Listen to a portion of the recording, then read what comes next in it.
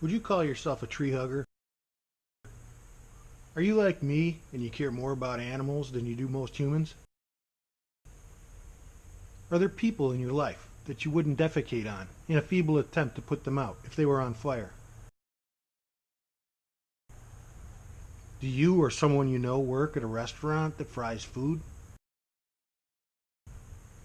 Have you ever drowned in waste vegetable oil?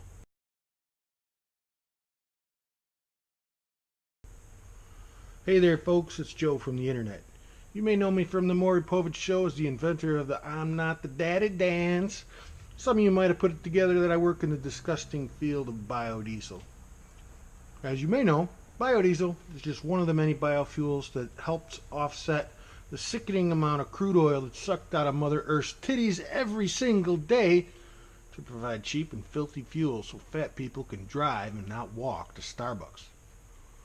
Biodiesel can be made from several renewable sources, such as algae, animal fat, all vegetable oils that I know of, and a very popular one is used fryer oil. Now, I've noticed over the years, besides biodiesel producers, animal feed companies, and grease bandits, that also raccoons, rats, and especially squirrels have a sweet tooth for this shit. And when a lid gets left open at the restaurant on an oil drum, the animal falls in and is invited to the Last Supper. The animal does rise again, but usually it's in a fishnet by me, holding my breath, trying not to lose my fucking lunch, only to be flung in the nearest dumpster. So, how do you keep the fucking squirrels out, right?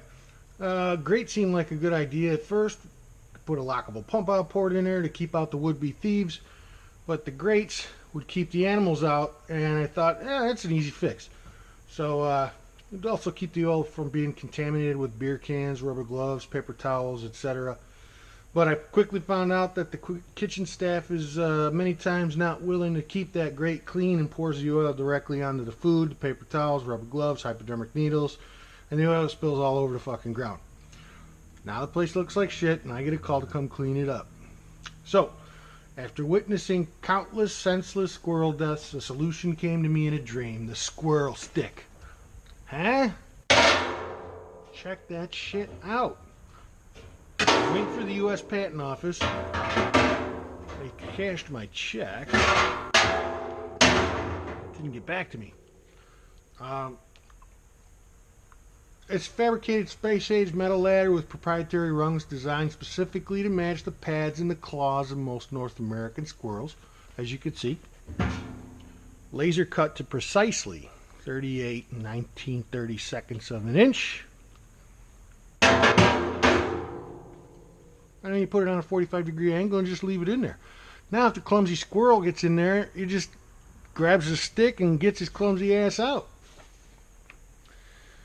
Now I don't know about you, but I would rather be crushed to death in an instant by the wheel of a minivan as I frantically decide which side of the road I want to run to, than dog paddle in thick oil to exhaustion until I finally give up and drown in a small sea of revolting fat. If you'd be interested in helping out our furry little friends, leave a comment below.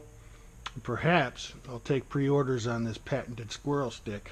Share this with your restaurant friends if you will. It's a cheap, easy fix, and it'll save a lot of squirrel lives.